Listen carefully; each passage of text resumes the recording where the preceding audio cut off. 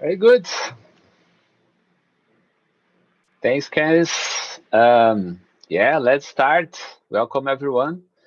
I hope you enjoyed this presentation. We're going to have some fun debugging on embedded Linux. So let me first introduce myself. I work with embedded for 25 plus years now. I'm located in São Paulo, Brazil, and I've been working with my company for 12 plus years now. I do consulting and training for customers in Brazil and also in have a few customers in Europe and in US. I'm also an open source contributor, occasional, I would say. Build root Yocto, the Linux kernel, and a few other open source projects. You can, sorry, follow me on LinkedIn. You can find me there, Twitter, and also you can follow my blog, sergioprado.blog. So our agenda, I'm gonna quickly introduce this topic, debugging, and I'm gonna talk about some the most important techniques and tools to debug any kind of software. Of course, our focus here is embedded Linux. And I hope to have lots of hands-on during the presentation. Any bugs are intended for this presentation. Hopefully, we don't have unintended bugs. Let's see. Well, what is the bug, right? The bug is the process of identifying and solving bugs. That's errors, software, hardware. And I found that this topic is very fascinating because this is something that we usually don't learn, right, in school. But that's something that we do almost every day. So that's something that's kind of we improve over time, right? And one of the ideas of this presentation is to try to understand, like, there are several different ways and techniques and process to debug. There is one very common, that is adding prints to the code. And when we start our career, that's something that we do. But over time, we learn other techniques that are usually more productive. So let's talk about this in this presentation. It's hard to say, like, try to find out a good process for debugging software. It's like you are a detective, right? And usually you are also the one that you're searching for, right? The criminal. You are the criminal and detective at the same time because you are searching for bugs in the software that you wrote. But anyways, usually I follow this process to debug any kind of software error. I first try to understand the problem. That's very important, right? Um, let's say you are having a kernel ops or a kernel panic. You need to understand that. You need to understand what a kernel panic is. You need to understand how to analyze a kernel ops message. So if you don't understand that, it's going to be more difficult for you, right, to find out the issue. So that's the first part. And then the second step would be try to reproduce the problem. That is also very important because if you cannot reproduce the problem, how will you say that you solve it in the end, right? So before you even start working on the problem, you need to find out a way to reproduce it. Sometimes it's very easy, right? Like you run a software and it crashes, so it's easy to reproduce. But sometimes not that easy. You might like have intermittent problems, and then you're gonna have to find a way to reproduce the intermittent problem. So it's not sometimes it's not that easy, but that's an important part of the debugging process. And the third step would be to identify the root cause. So now you understand what is happening. The kernel is crashing. Now you can reproduce the problem. Like if you write to this file, then the kernel crashes. And then now you're gonna try to find out the root cause. That's usually what takes most of your time, right? Searching for the bug. As soon as you find the root cause, then it's a manual process of applying the fix or the possible fix, because sometimes you don't know if that's the correct fix. Sometimes it's a try and error thing. And if it fixes, because you know how to reproduce, or if you cannot reproduce anymore, then you are in theory good to go. If not, you're gonna get back to the first step and start again. So this is kind of a process, right, to debug any kind of problems in software. Also, I usually classify software problems in 5 categories.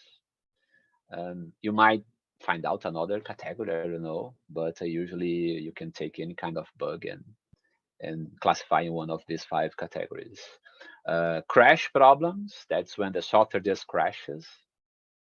Crash is a kind of unexpected, um, it stops execution, right, abruptly. It might be because usually like user application crashes because of invalid memory access. Then you have the segfault segmentation fault error. But you might have other reasons for crashes, like invalid instruction. The software tried to execute an invalid instruction. Um, Another kind of like a division by 0 on some architectures that will crash the software and so on. The kernel might also crash, right? With a kernel panic, for example. Um, Lookups, hangs, another category of error. So the software just hangs. When I say here the software, could be the kernel in our like case. We're talking about an embedded Linux system where I have the Linux kernel and then user space applications. So uh, the kernel might hang because of some bug in the kernel, or a user application might also hang. So that's another type of error. For example, let's say you have a multi-thread application, and because of some kind of deadlock issue in the application, right? The application might hang, like 2 threads waiting for the mutex to be released by the other thread, and then you have a deadlock. Um, Another type of error, logic or implementation. So any software is a kind of system, right, where you have your inputs, some kind of processing in the output. So this kind of error, everything's kind of working, but the output's not expected, not what you expect. So it's a logic problem or an implementation problem. Fourth type of error, resource leakage. So it leaks research for some reason. The most common resource that leaks in software usually is memory, especially if you are working with dynamic allocation, right? You might have problems if you don't have a kind of garbage collector, that stuff. But you might leak other resources. For example, you open a file and forget to close that file, right? If you stay in a loop, open a file without closing it, then you might end up with no file descriptors for you because you are leaking file descriptors. The kernel cannot allocate for you file descriptors anymore. Last type of error in my 5 major categories is lack of performance or performance issues. So everything is working, but you are using too much memory or too much CPU. Of course, this is very relative, right? Like you have a software running on an embedded Linux device with, I don't know, 256 megs of RAM. If you take the same software, it runs in a PC with dozens of memory, you might not have a performance issue, but if you run it on an embedded Linux device, you might. Um, so usually the performance issue is relative to the system that you are running on the software, or not, right? You might really have a kind of a problem in the application or in the kernel that are causing the usage of too much CPU or memory or maybe energy and so on. Very good. And I also usually say that we have 5 tools or techniques to solve this kind of problems. I would say the first and probably the most important tool, it's our brain. That means you acknowledge, not only knowledge, but also the skills, right? You need to understand and also know how to apply that understanding. And that's important. That's a tool that's always, or we should always keep improving it. Another technique, very important to debug software, is post-mortem analysis. It's a kind of technique where you do analysis of some kind of information that you extracted from the device. Like logging, you might extract the kernel logs to see what's going on at the kernel space, or you might extract a user space log, let's say journal D or something else. You might create dumps from memory to analyze later. For example, you can generate a core dump from an application that is crashing and then do the analysis. Tracing profiling is another technique for debugging. And adding prints in the code, it's inside that category. So probably most of us know how to do tracing. Because when you add prints to the code, you are tracing the code with your own messages. But the point here is that there are several there is an infrastructure in the kernel and also several tools and frameworks in user space to trace applications without the need to add messages to the application. So that's important, and I'm going to talk about this during this presentation. Another tool technique to debug is the interactive debugging, like GDB. So GDB is a tool that allows us to interactively debug the software. You can stop the execution, run the code line by line, and so on. That's another way to debug software. And last but not least, there are several, I usually call it frameworks or debugging frameworks to debug software. One very known debug framework is called valgring to debug memory-related problems. So those are tools that are created so you can debug better on a specific kind of problem. So my idea now is to show you examples on each one of these types of techniques. So we're going to see problems and how to apply those techniques for those kind of problems. So I'm going to start. So I'm going to start with post-mortem, and then after that, tracing, interactive debugging, and debugging frameworks. Let's see how it goes. I'm planning to do lots of hands-on here, so we're going to see my terminal, and hopefully everything will work well. We're going to have access to the slides later. Everything that I'm going to do here in the terminal, it's on the slides. Of course, you can write anything you want, but everything's in the slides. You can check it out later if you want. But I think it's nice instead of just staying in the slides. Just open the terminal and play with it. So post-mortem analysis is a kind of a technique where you do the analysis after the bug happened. So it's you're going to need some way to collect information from the device to analyze later. This information can be logs, right? Like logs from the kernel, logs from a user space application, or it can be dumps from memory. There is a way to create, for example, a dump from the Linux kernel.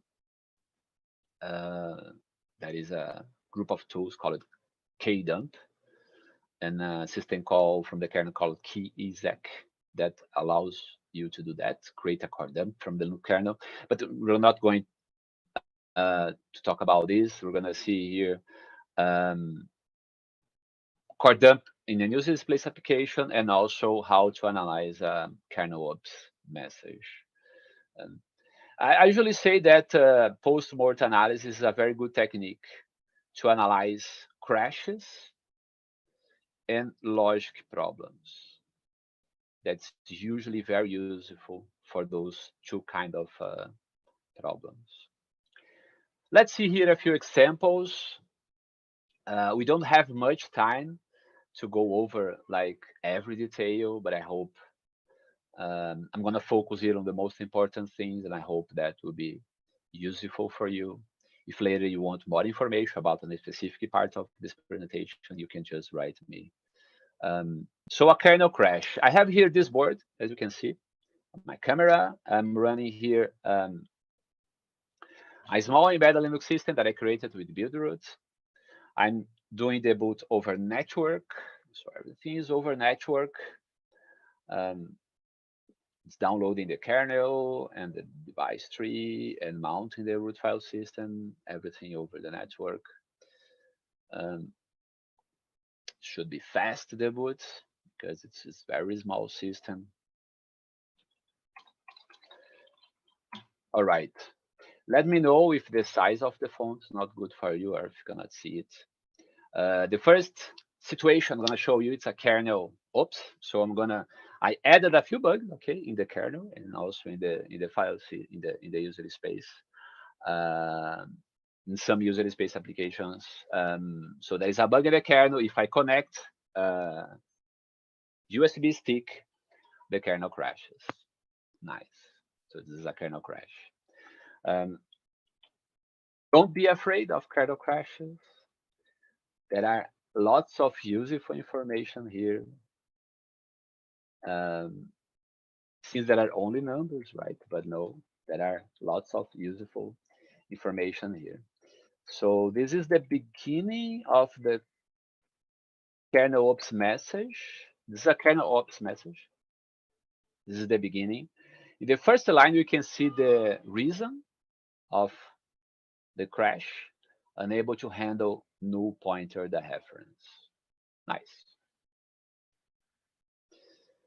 As soon as kernel developers convert everything to Rust, we're not going to have this problem anymore, right? But I'm not sure that will happen soon, at least. Anyway, so there is a wild pointer there in the software, in the kernel, that is causing this. More useful information here. Here we can see the location of the program counter. This kind of information really depends on the architecture. So if you are running this on x86 or MIPS or PowerPC or any other architecture, this is ARM, 32 bits. You might see different registers, right? But the information will be there. So this is the program counter, and this is the location of the crash. You have the name of the function, and you have the index inside the function that caused the crash. You can use this to find out the line of code that caused the crash. Here you also have the address in memory that caused the crash. That's basically the same thing as this information here. The address, this is the function plus index, and the address is the same thing. And below we have the backtrace. That's the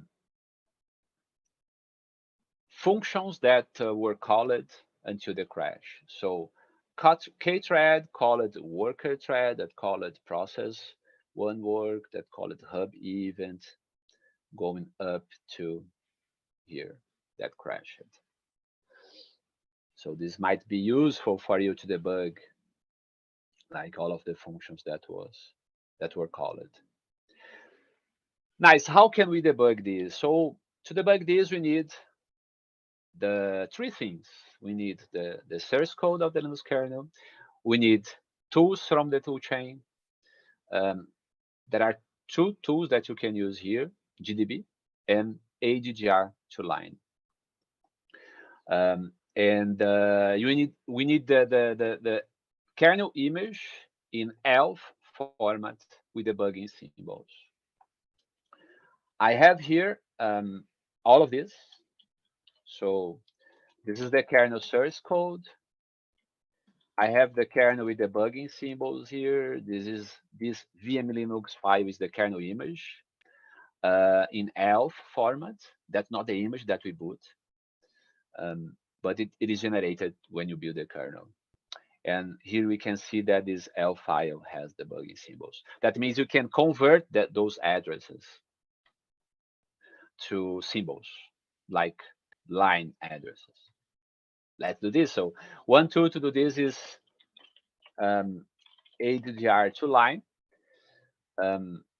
You can see that I'm using my cross compiler toolchain, right? You need to use your cross compiler toolchain, the toolchain you use to build the kernel.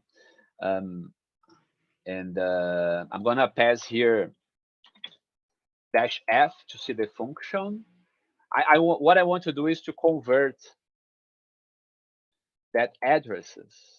That address, what is the address here of the crash here? So I want to convert this address to a line of code. So I take in the address of the program counter, and then I'm gonna pass -e, the kernel image, and the address. Oops, sorry. Here we go. So now I have storage probe. That's the function where the crashing happened, the source code, and the line. So now I can open this. Let's open this file. Oops.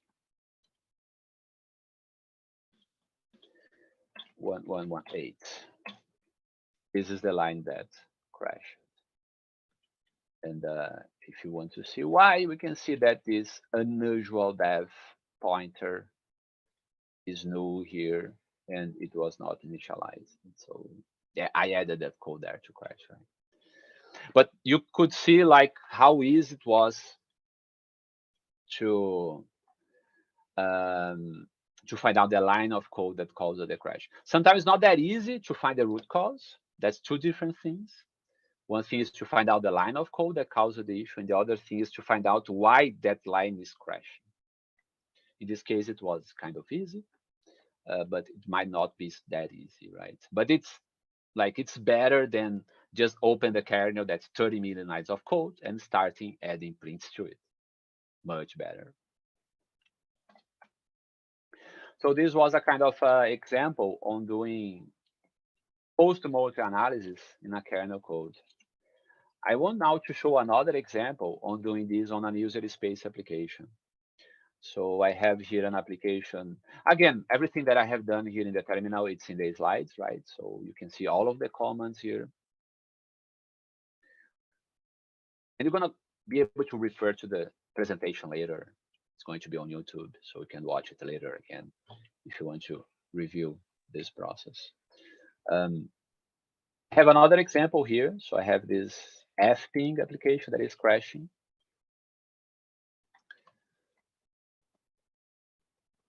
Let's see if I can.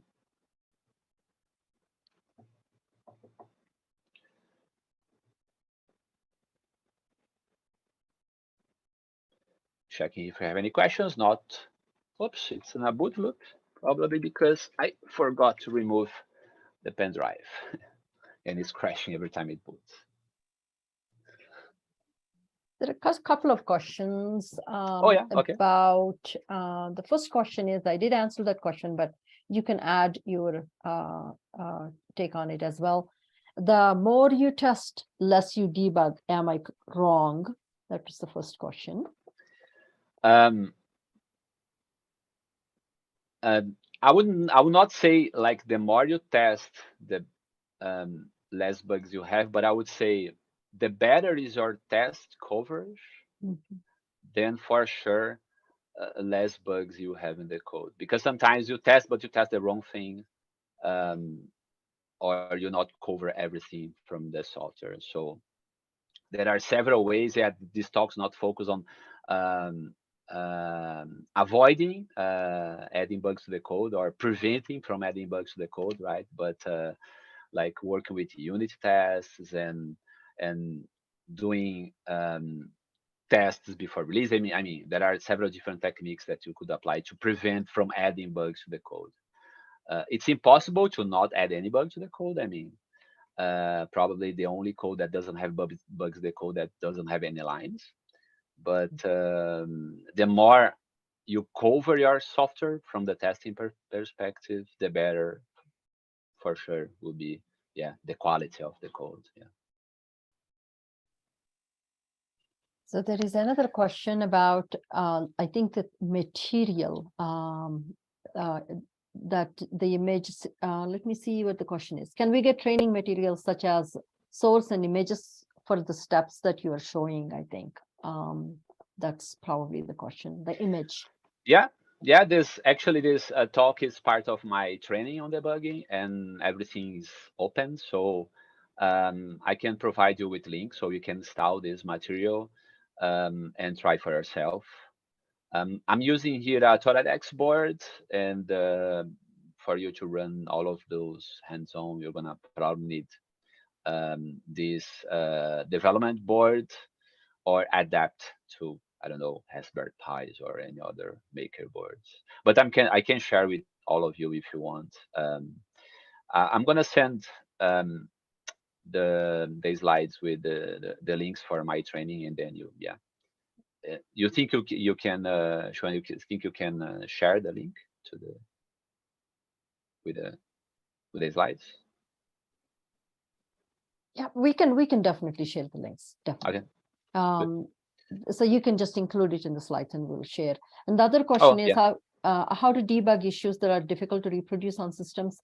We have, but something that's found on a different system, meaning a driver works perfectly on one hardware, but it doesn't on another SOCs. And then also, what if these are remote? Yeah, in that case, you can just blame the hardware, right? Yeah, that's a tricky question. I mean, usually when I have this kind of intermittent issues, like you can reproduce this issue here but not there, or the issue will only happen on sunny days. In that kind of situation, what I try to do is to create or write tools to improve, like make it easier for the issue to happen. Because usually, like, you have to play with statistics, right? So there is this issue in this protocol that happens every like 20 messages that you send or something like this. So with some tools and automation, you might want to improve or increase the possibility of the issue to happen. And then you leave the tool running like for several hours or maybe days to create this kind of statistical data. Like I ran my tool for 3 days and then I got 3 times the issue. And then you have this data, like we're gonna work with this. And then you work on fixes and keep running your tool until you cannot see the issue anymore. And then after that, you go to production with that fix and see if it's working. I mean, it's kind of tricky, right, to work with those kind of intermittent issues to try to understand what is the root cause of the problem. Very good.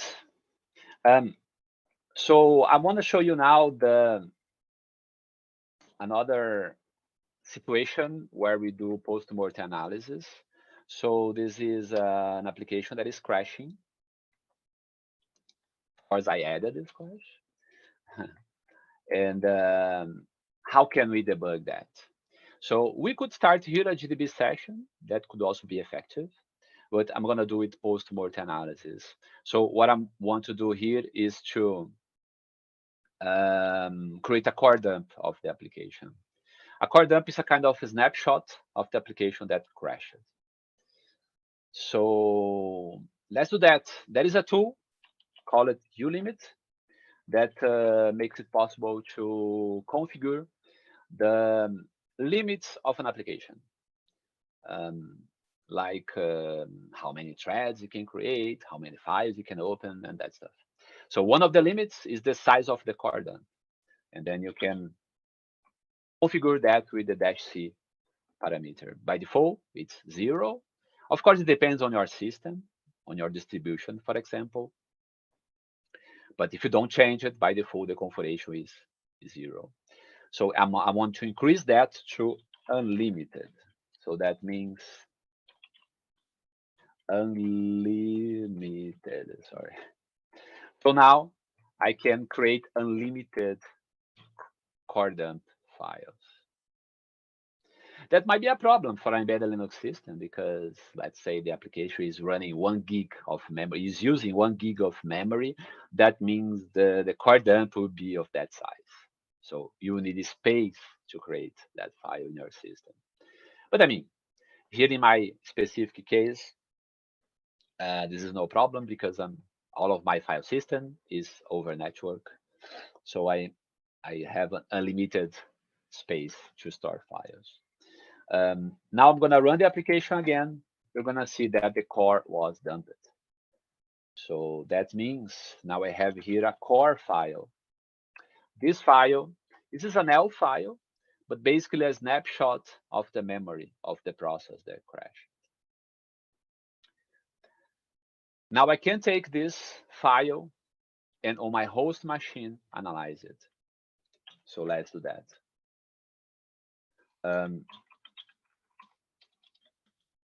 What I need to do that. So here, well, I'm building my system with build-root. That's a build system. And to analyze the core dump, what I need is the source code of the application. I need my toolchain, of course, and I'm going to use the GDB for that. And I also need the binary with debugging symbols. On build-root, I have everything under output, build, and the application. So everything is here. I think my source is inside, my binary is inside src. So this is the binary generated by build-root with debugging symbols. And I have the source code here and the binary, so I can do everything here. So how to do this core dump analysis? I'm gonna start. First of all, I need a core dump, so I'm gonna get that file from the target to the host. But since all my file system is inside this directory here, so it's already on my machine because I'm booting over a network. This is the root file system. It's already on my machine, and the core dump is here. I would say, yeah, this is the core dump. So I'm gonna copy this file here. I need to add the permissions to my user to this file because by default it's only by root. Now I have the file here, the core file that was created on the device, and I'm gonna do a post-mortem analysis on the host. Then I'm just going to open GDB with this file. So I start GDB with the application and the core dump -c core. So what GDB will do is just stop, like show me the line of code, the last line of code that was executed. That's the line of code that caused the crash. Here we can see the issue, the problem, program terminated with sigsag-v. That's a sign that the kernel sent to the application because the application accessed an invalid memory addresses. And that's the line of code that caused the crash, optparse line 217. Sorry, there is one question probably relevant to answer now. Is it possible to specify where to save the core dump file? Yes, exactly. It is possible. There is a file, I'm not sure if I mentioned here.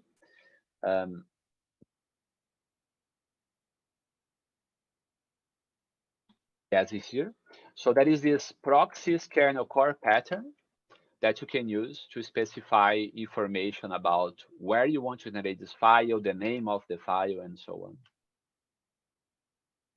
I think the specifics of this question is they are running application running on a Docker container and would like to save the core dump in a volume shared with the host. I think that's kind of what you have on your setup right now. Yeah. Yeah. Mm-hmm. Yeah, that will not change the same thing. Yeah.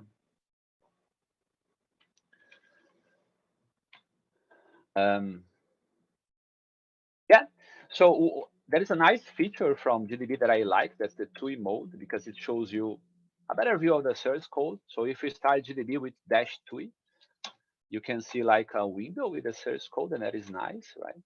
So here you can see like the line that crashed, and here you can also see the same line, 217. And another thing nice about the core dump is that you can really inspect the memory, because it's a snapshot of the memory. So you can print stuff like, I want to see what is the value of these options pointer, print options, and then you can see. And not null, so probably it was not that one that caused the crash. We can print the value of the argv pointer inside this option pointer to see if it's null. And we can see it is 0 null. That means that was the pointer that caused the crash.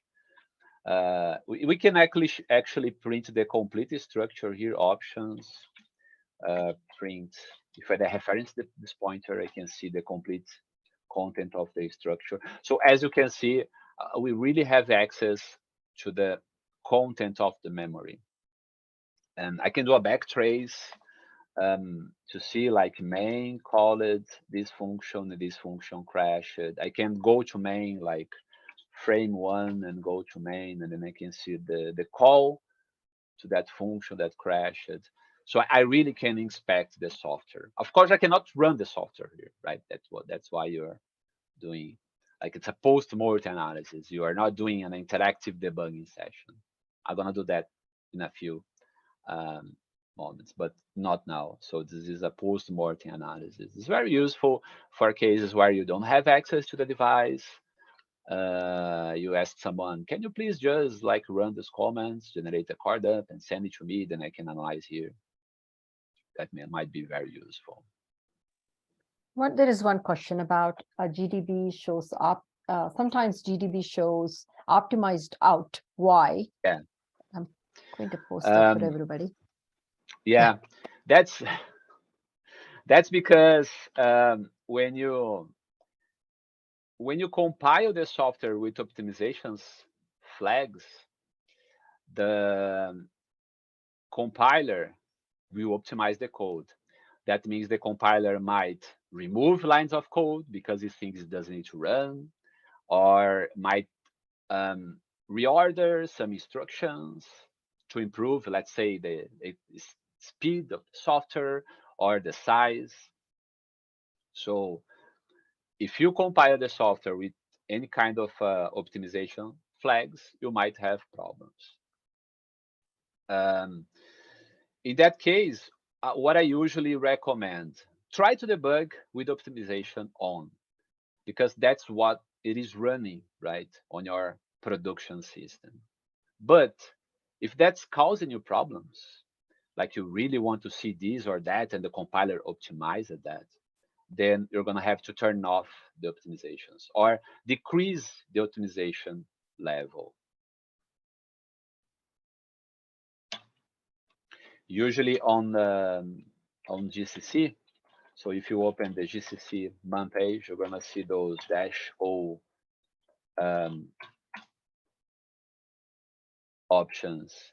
This is nowadays the recommended flag to build the software with a same set of optimization level that doesn't impact debugging, the -OG. But you might build a software with like -O3, for example, or -OS that improves the size of the binary, and that might impact debugging. It's a trade-off. So there is another question. Can we detect memory leakage using GDB like valgrind? GDB and valgrind, probably? I never use a GDB to debug leaks. I'm gonna show you in a few slides how to do that with valgrind. I felt that most of the time you're gonna use valgrind for that kind of problems. The trade-off is valgrind will run the software slowly, but let me get there because I'm gonna talk about valgrind, and then you might ask again if that doesn't answer your question. Good. So we saw a few examples on doing on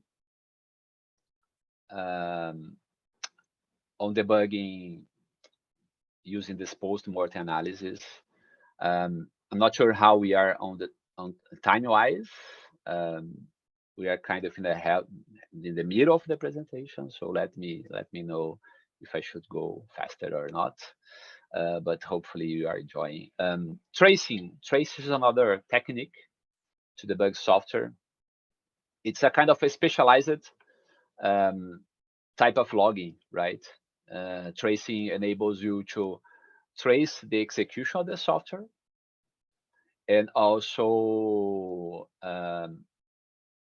do some kind of runtime analysis. You can measure the execution of functions, you can measure latencies because you are tracing like all functions and that stuff. There are different techniques and frameworks to implement tracing. There are static. There are two kinds of, like when you do trace, you add the trace points in the code. When you add a print to the code, you are doing a static. You are adding a static trace point to the code. And in the Linux kernel, for example, there are frameworks to do dynamic tracing. That means you can dynamically at runtime, not at build time. At runtime, you can add trace points in kernel space and in user space.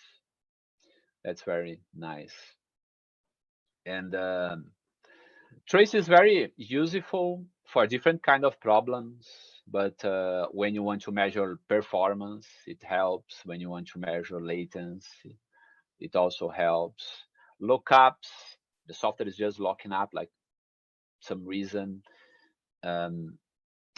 Tracing might help because you can identify like the function that freezes the execution. I want to show you here a few examples. So at kernel space, there is a nice framework called ftrace. You can do everything with ftrace. So ftrace is an infrastructure in the kernel for tracing. And here in this example, I'm tracing an application that is taking a while to execute. I'm going to show you like what it is using, then I'm going to show the bug. So to use ftrace, what you have to do is go to the kernel, like let me open here the kernel configuration menu, and then you go to this very nice menu called kernel hacking. And then there are several nice features there.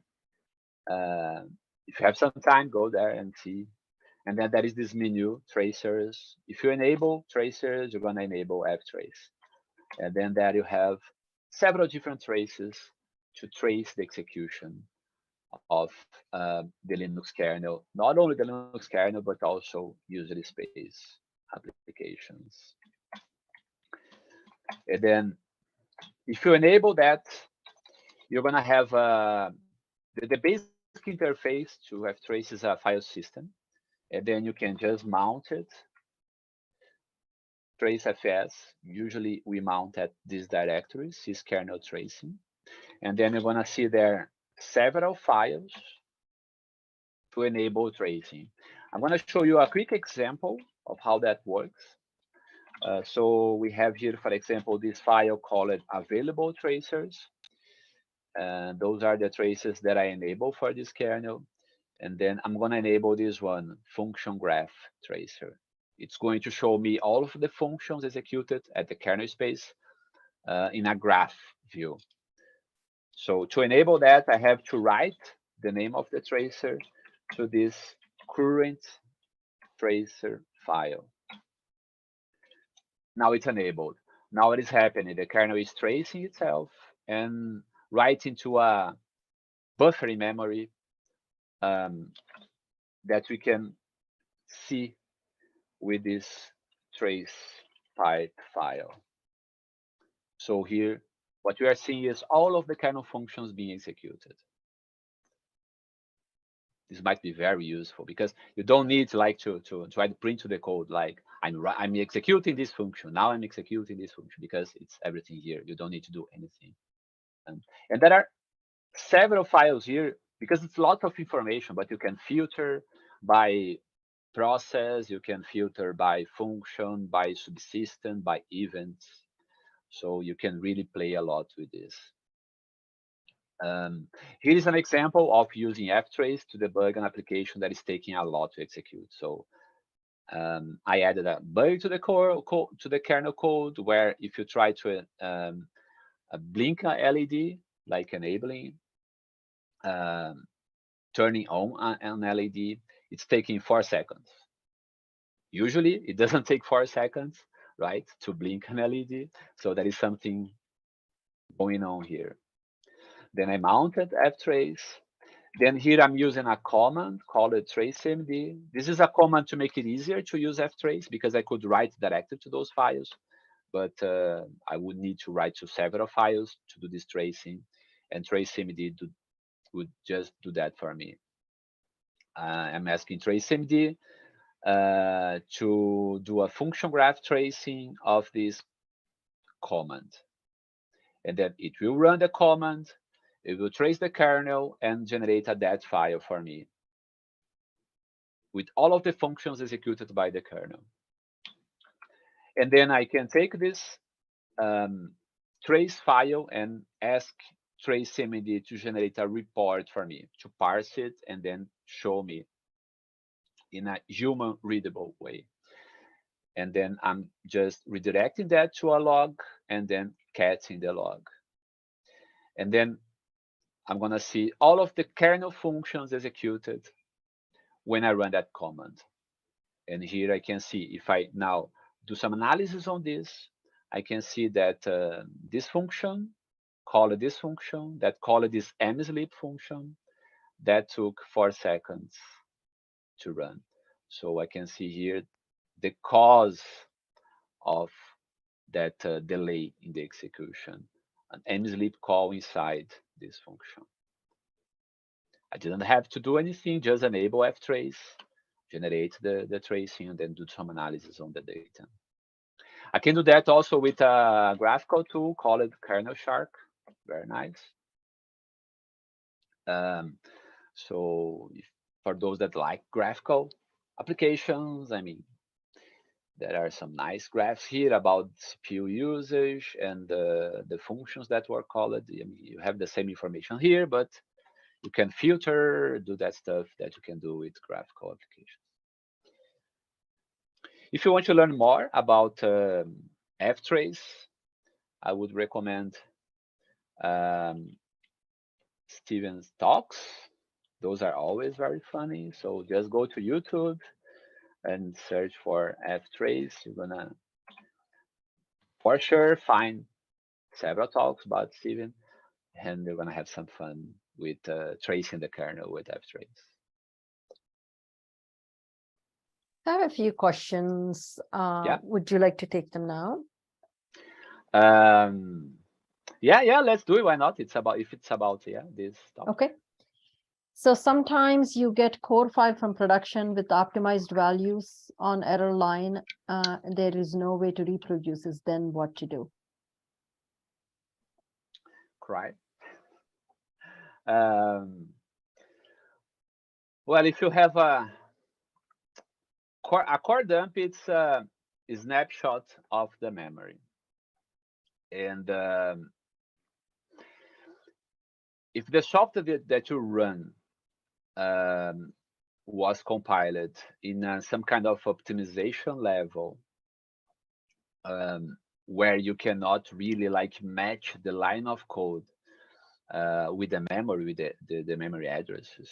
That is really not much you can do, but try to reproduce the problem later and generate another core dump with the application without the optimizations level. Or at least I'm not sure. I don't know how you would debug in this kind of situation, right?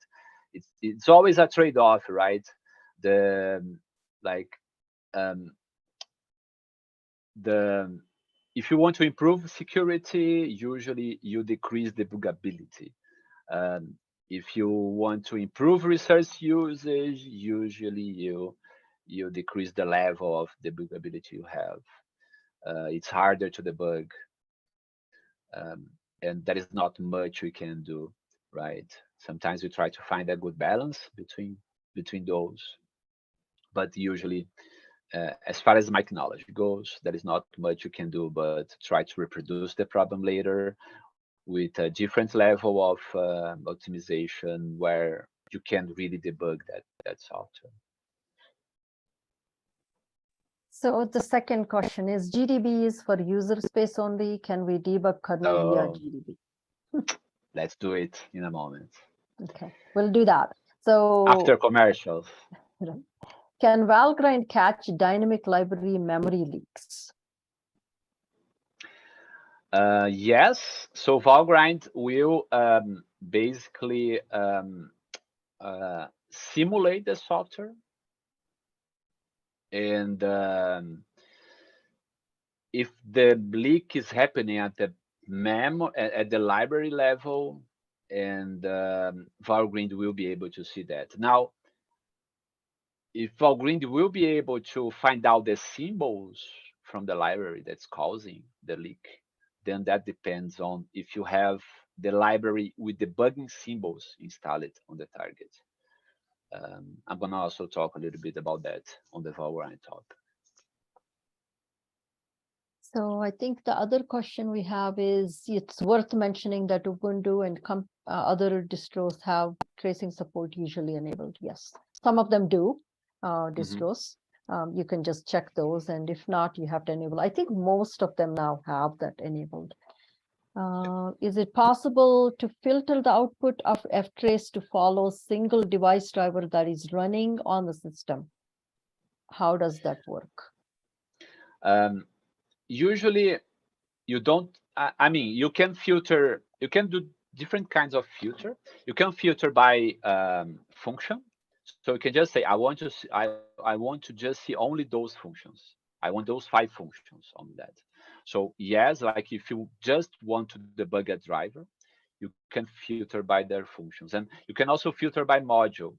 So you have a .c file, that's a module, and then you can filter by that. You can enable, I want to see just the functions from that kernel driver, that .c file. So yes.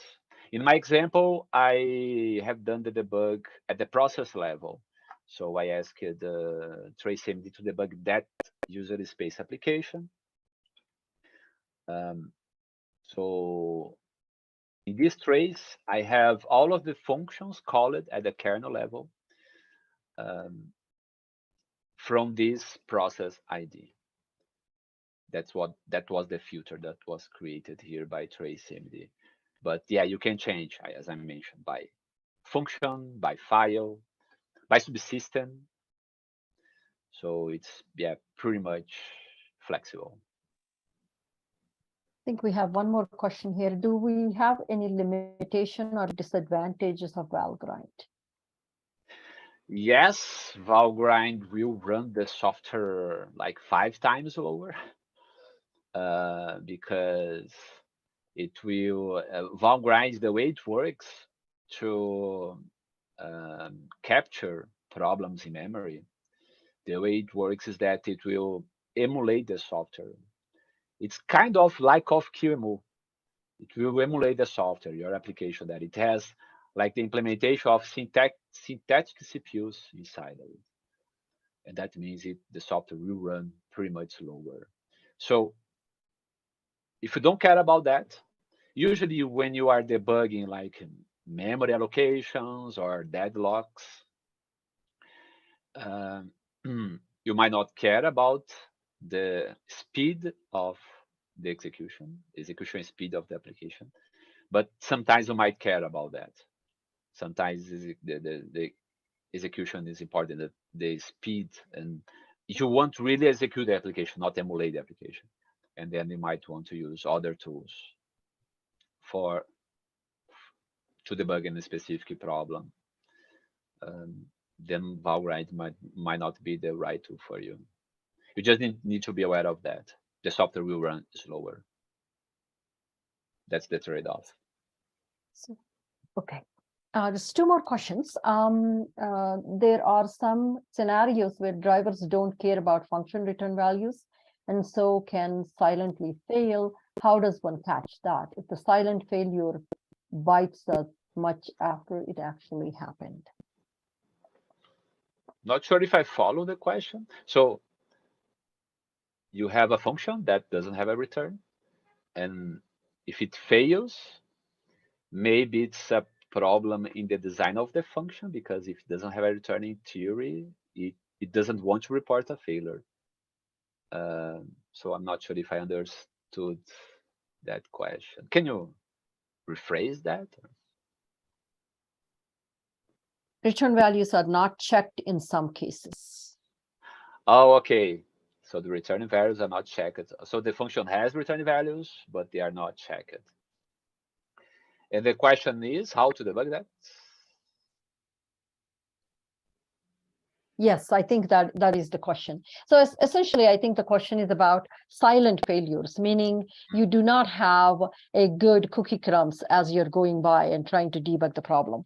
You don't have you don't always know, you don't have enough information to say this is what could have happened. I would say the best tool for that is GDB. Like doing interact, because you cannot collect information, you don't have information, it's just failing, right? That's in the category of logic problems where the software just fail, but you don't have much information about it. So I would just run step by step the code to try to get to the function that is failing, but not like providing any feedback. Right. And then in some cases, if the problem goes away, GDB, sometimes you cannot reproduce the problem. If the problem is not reproducible through GDB, you have to find other ways to figure out what's happening. Especially I if think it's GDB timing is issue. right. GDB is useful. I would think that in cases where for analysis, it's useful. Sometimes it's not always useful to reproduce the problem. I think that would be accurate to say. Yeah. Yeah, I would agree. And so I think, Dhruva, hopefully that answered your question. If not, come back to us. I have a couple of more questions. Is this okay to ask? Looks like they have a couple of more questions pending. How is it going in terms of, do you want to defer these questions for later? Maybe I could move on a little bit, and then okay, you can sounds ask good. more questions later. Yeah. So we'll get back to your questions. Just hang on. Yeah. Good. So here I have a few more examples on tracing, but on user space tracing. There are two tools that I like to use at the user space level for tracing. One of them, actually two, strace, ltrace. strace is a tool to trace system calls. ltrace is a tool to trace library calls. And those tools are usually it's easy to use and it's very helpful. So it's a tool that can help you to understand what a binary is doing, to understand the result of the execution of a binary. In this kind of situation, that question, like you run a specific software and then it just fails, but it don't provide you any feedback. Maybe strace can help you on that, because strace is going to show you all system calls, and then you can see, like, for example, let's say an application tries to open a configuration file, the configuration file is not there, then it fails, but it doesn't show you any message. So with strace, you can see that, right? So it's very, very useful. Here I have an example with this netcat application. I just added a bug there. You run netcat, and then it fails. Couldn't set up listening socket. For some reason, you cannot listen to this TCP port. And then if you run with strace, you're going to see all system calls executed. And then if you go down, like from the bottom up, then you can see the message. If you go up, you can see the error. So this system call bind returned this error, bad address, and then you got this message. Then here you can see that the bind call failed. And if you look at the interface for the bind call, you're going to see that this parameter is missing. You are passing null here, but should not be null. So we have now a good indication of why the software is failing. So there is a bug in the software that is passing the wrong argument to the bind call. Just by running strace, you could have this kind of feedback, right? Without opening any source code. And you don't need source code for that because it's just capturing the system calls, parsing that, and showing you the name of the system call, the parameters, and the return. You can have the same thing with ltrace, but ltrace is for library calls.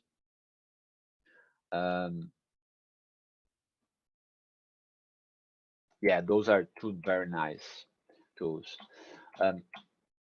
Another example here, I'm not going to do this at the terminal because it might take a while and I want to cover the last part, GDB stuff. So here I'm using kernel infrastructure called uprobe or user space probe to probe user space applications. Because strace and ltrace can help you debug, trace user space applications, but you cannot use strace and ltrace to trace the functions from the application itself, only the system calls and library calls. If you want to trace the functions from the application itself, you can use uprobe for that. And there are a few tools and scripts that makes it easier to use uprobe because it's not that easy to use it. One tool that I feel it's very easy to use is perf. So here I have an example that I created with perf to trace this ATH2. In the first command here, I am adding the trace points. So I have a loop where I'm collecting all trace points from this software and then I'm enabling those trace points. That means I'm taking all of the functions from this binary and adding as trace points to the kernel. So when I run the software, if I have those trace points enabled, the kernel will let me know. That's the idea here. So I'm enabling the trace of all of the functions inside this software with this command line here. I can see this if I run perf probe list. I can see all of the probes that I created, that the trace points that I added, and then I can use the perf record to run the application and capture all of those trace points.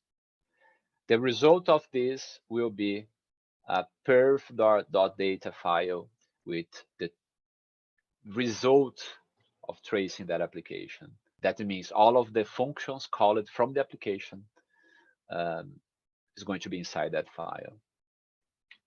Then I can use another command from perf script to parse that. Then I can see all of the functions that was called. I mean, there are lots of different things that I could talk about perf here. You can create a graph, a backtrace, and all that stuff. But just a simple example, and you can. There are lots of things to explore here. You can, just try perf. It's a very nice tool, not only for profiling, but also for tracing.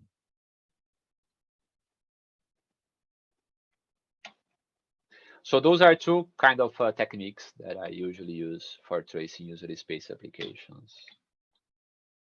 Let's talk now about interactive debugging.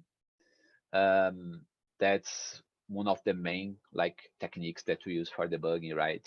And nowadays, still GDB is our default tool for that. So I want to show you two examples of interactive debugging. One at the kernel space, there was a question there, someone asking, can I use GDB at the kernel space? Yes, you can. Let's see it. And one at the user space level. The point here is that you need like a client-server architecture, because you have the source code, the tools, the binary with debugging symbols in your host machine. In your target machine, that's your device, you have only the software running. So what you need is a GDB server running on the target device, communicate with a client on your host machine, receiving commands from the client, and executing the instructions on the target. So the client will just say like, add a breakpoint to this address, run the next line of code and that stuff. And the server will just execute that. So that's how it works. And it happens that the kernel has this kind of a server implementation. That's called KGDB. So if you enable KGDB in the kernel, you're going to need to enable config KGDB and a driver for communicating with the KGDB. We usually use the serial port for that. I want to show you how this works now. So the first thing is to set up the infrastructure of communication. And since I'm using the serial port for the console, so here I'm connected over the serial port, I cannot just reuse it for GDB. So what I usually do is I use an agent that will act as a kind of proxy for communicating over the serial port. There is one agent provided by the community called agent proxy. I think it's inside the kernel.org server. And it's a very simple application that will act as a proxy. So you run it telling the serial ports of the device and two TCP ports. The first one is for the console, the second one is for GDB. So every communication will pass to this proxy that will distribute the messages. So if it's a GDB message, it goes to GDB. If it's a console message, it goes to the console port. I'm going to use this. If you are not using the serial port for the console, then you don't need this, okay? But I am, so I'm going to use it. So I started the proxy. Now I'm going to set up. I have to start a telnet connection in the first port, 5550. You can see now that I'm connected. I'm going to reboot here the device. So I'm in the console, but over telnet. Now I have this infrastructure set up working. I have the kernel with KGDB enabled. Now what I can do is just put the kernel in debug mode.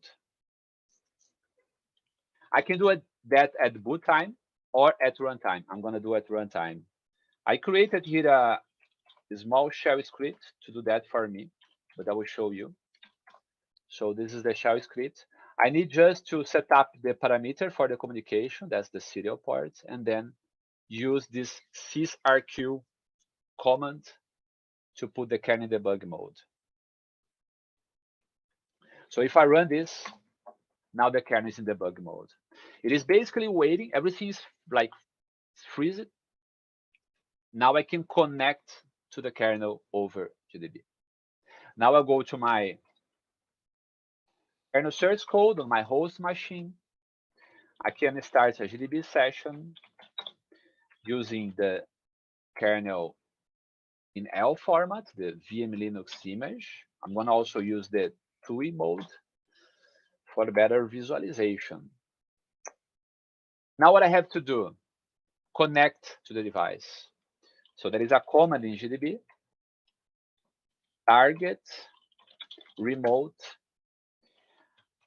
What I want to do is to connect to my local host, the proxy that will send a message to the device.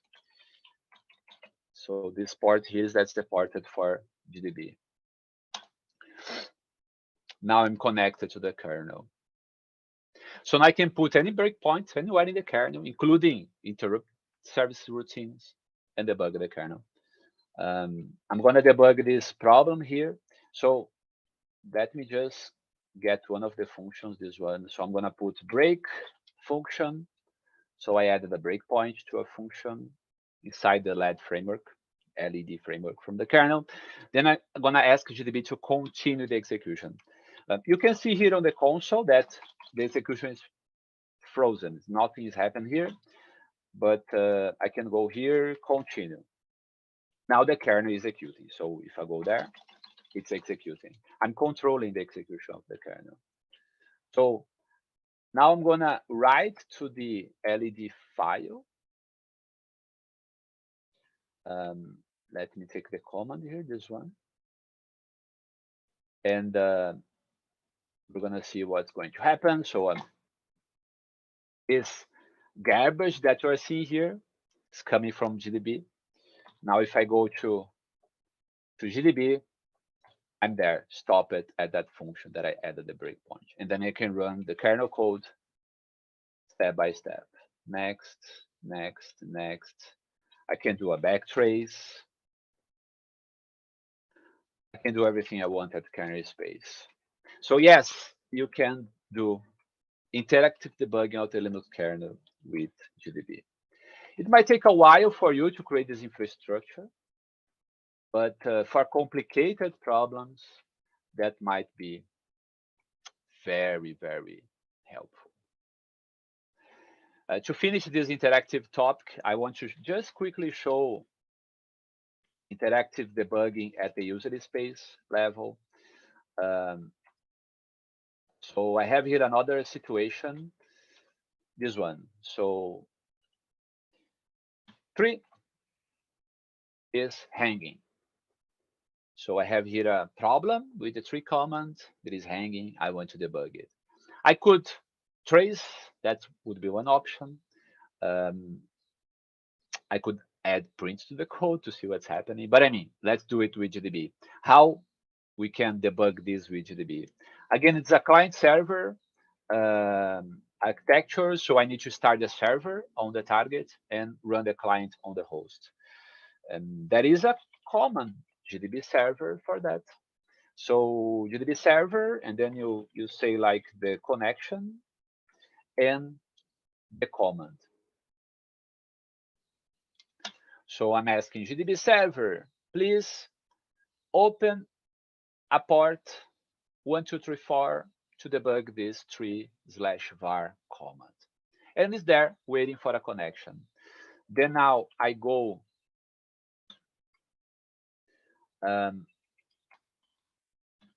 what is this? Okay, I'll close it. Now I go to the source code of the application, build tree. This is the source code. So I need the source code of the application. I need the toolchain, GDB from my toolchain, and I need the application with debugging symbols. That's what I need. Then I start GDB with my application. I'm going to use tree mode because it's nice. So I open the application with GDB. Now I connect to the target.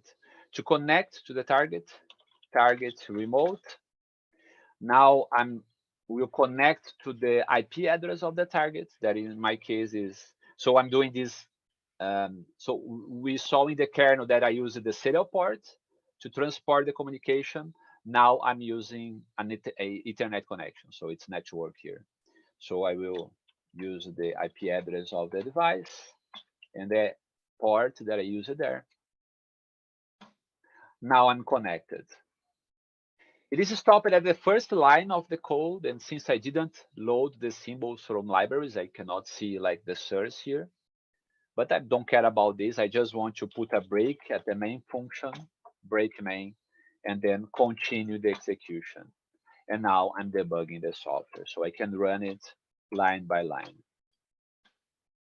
Since it is hanging, I can just continue the execution wait a few seconds, Control C to stop it, and then we can see the line that is hanging.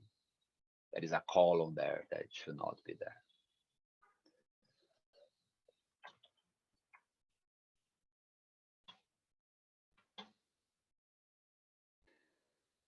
I can see that we have 15 minutes. I want to finish the presentation, so just a few more slides, and then we can open for questions until the end of the presentation.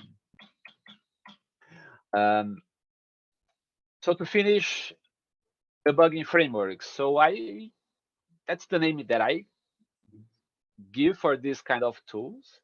It's not formal. When you create a tool to debug some kind of problem, like you create an infrastructure to debug that. So there are several debugging frameworks in Linux kernel to debug memory leaks, to debug hangs, lookups in the kernel. There are frameworks at the user space level. Valgrind is one of them. So a few examples. The kernel has, let's say you run a command and the kernel just like it's freezing. It's not executing, like it's hanging. The kernel has lookup detectors that can detect most of the situations where code just hang at kernel space. If you enable that, that's usually not really recommended for production systems because it adds some overhead. But for debugging, you can enable it, no problem. And then when you run something that hangs at kernel space, after a few seconds, usually 30 seconds, 30 something, you're going to see a kernel ops. And it's a kernel ops like any other kernel ops. You're going to see the problem, solve to lookup. You're going to see the program counter, the function that hanged. You can take this information and then with the Linux kernel source code and their toolchain, you can find out the line of code that's causing the hang. This is using valgrind, so I have a problem there in this command CPU load, and a problem with memory leaks, and I want to debug that. So I added valgrind to the system, and I want valgrind to solve symbols for me. So I also updated the program with debugging symbols.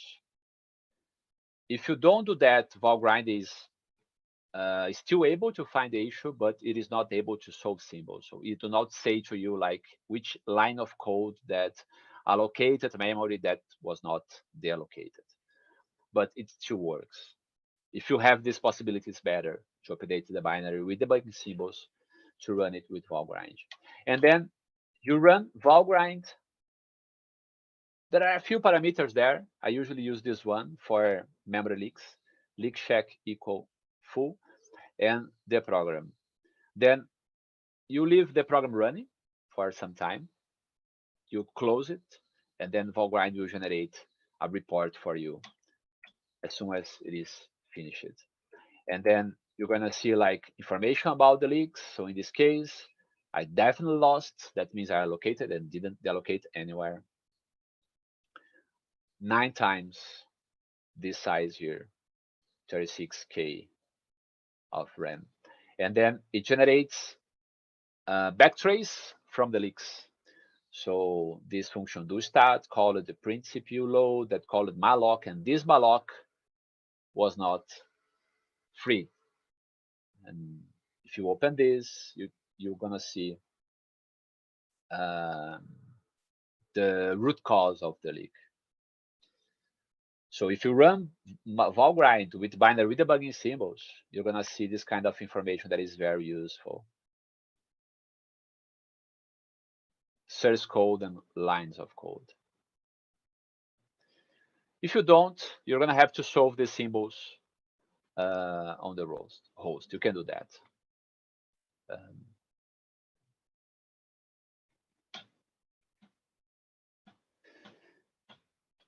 Very good. So My conclusion here to open for questions is when we start our career, it's very common for us to use only one technique for debugging, that's adding prints to the code. And when I say adding prints to the code, maybe you are not even adding prints to the code, but like you instrument the code somehow, right? Sometimes you don't have a way to see a print, so you blink an LED, right? So you use an LED as a way to provide you feedback, and then you do this interactively, right? Like you change the code. Like if I pass here, I'm gonna blink this LED. Like the fact that like instrumenting the code, it's only one technique, and we need to understand. And most of the times, try to identify the best approach for the best situation, for the best problem. So for those that are starting, try to learn more about all of those tools. Um, for those that are not starting like me, I'm learning every day about new tools.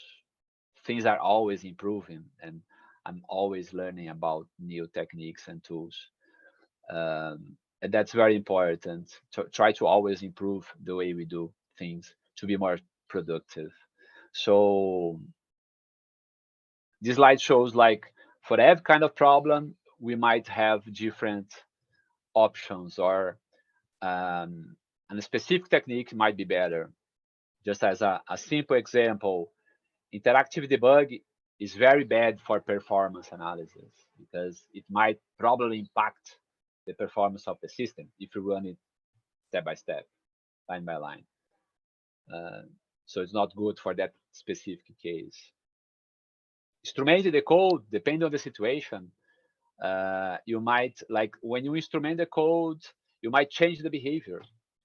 And the simplest fact that you add a print to the code, you will change the execution time, and that might hide problems.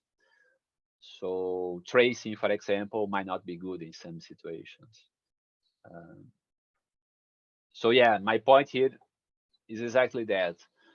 There are several different techniques and tools. I show you a few of them during the presentation. Try to explore them.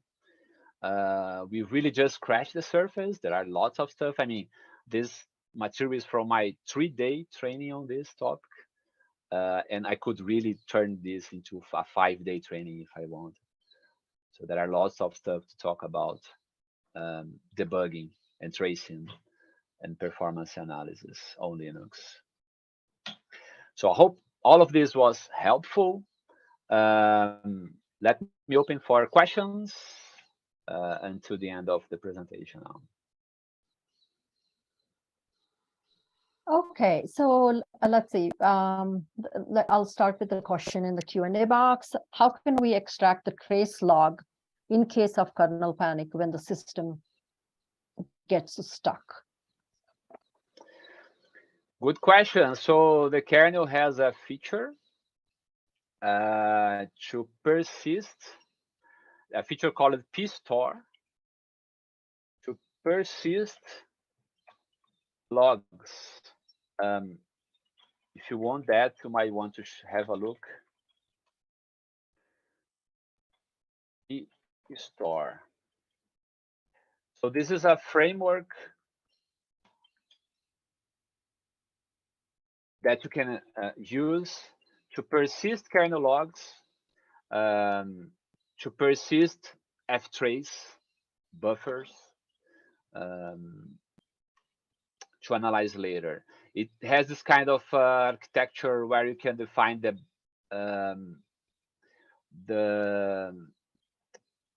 place that you want to store this.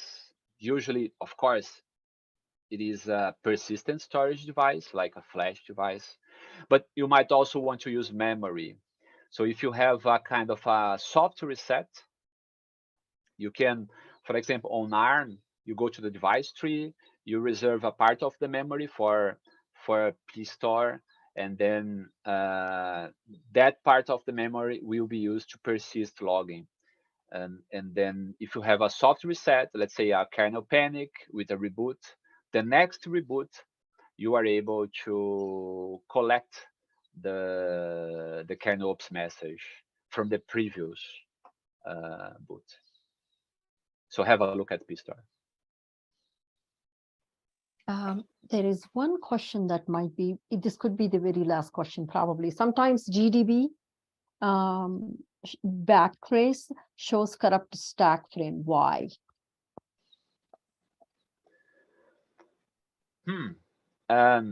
Again, some kind of weird optimization done by the compiler. You might have, for example, security flags enabled when you compile the software, and these security flags might add some specific logic to handle the stack frames, and that might confuse GDB. That's the whole point, because you don't want to see the stack. So that might be one of the reasons.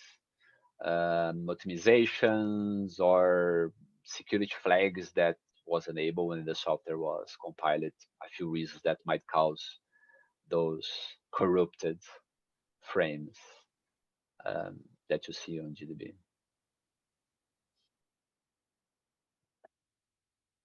Okay, I think that's about, I tried to, okay, last question. Candace, how are we doing on time? We have 2 minutes left? Yep, we're good. Okay. How to debug corrupted kernel memory while JTAG, probe, watchpoint support is not available? Can you repeat, please? Yes. How to debug corrupted kernel memory while JTAG, probe, watchpoint support is not available? The kernel has the only way I know to debug in this situation is by using a feature from the kernel called KDB. So KDB is a built-in debugger in the Linux kernel. It's not related to KGDB, so it doesn't use GDB. It's a built-in debugger in the Linux kernel that you can use to debug at the assembly or machine level. So you can enable KDB, and as soon as you have some kind of crash, it will pop up a KDB prompt. So you can debug memory. You can really manipulate everything, like in memory and process everything. So if the problem that you're having doesn't impact the behavior of KDB, then you can use it to debug this kind of situation. That's the only way I see if you don't have the JTAG for that. So one last question about being able to debug threads. Can you debug each kernel thread independently, not each CPU, but each thread? I'm saying you're thinking kernel thread. I'm thinking it's not a CPU thread. A kernel thread? Right. Yes, I mean, yes, you can. As soon as you attach it to KGDB, you can add breakpoints to specific threads, to symbols from threads, and debug it. So I have never had problems with that. You can, as you can do at user space level, you can also do at the kernel space level for sure.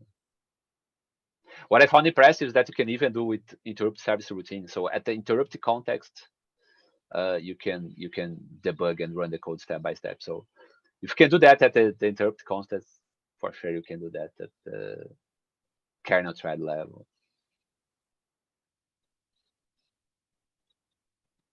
Great. I think that's all we have as for questions. Thank you for doing this session. Lots of good questions.